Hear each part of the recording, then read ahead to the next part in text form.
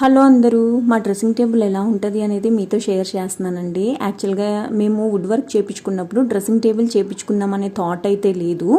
చాలా సింపుల్గా ఒక్కటే సొరుగుతో ఉంటుంది అనమాట. సొరుగు అని అంటే ర్యాక్, మీ అందరికీ తెలిసే ఉంటుంది మోస్ట్లీ. సో డ్రెస్సింగ్ టేబుల్ మీద చాలా కొంచెం మట్టికే ఆర్గనైజ్ చేశాను. నాకు అంత మేకప్ అంటే అంత రాదు, ప్లస్ ఇంట్రెస్ట్ కూడా లేదు. నేను ఒక్కటేలాగా రెడీ అవుతాను. బేసిక్గా ఏది ఉన్నా కానీ నేను క్రీమ్ రాసుకుని జస్ట్ బొట్టు పెట్టుకుంటాను. కానీ బొట్లు అయితే కంపల్సరీగా మ్యాచింగ్ బొట్టు పెట్టుకుంటాను అనమాట. ఇది చాలా రోజుల నుంచి నాకు అలవాటు. ఆఫీస్కి వెళ్తూ ఉంటాను కదా, అప్పటి నుంచి కొంచెం అలవాటు అనమాట.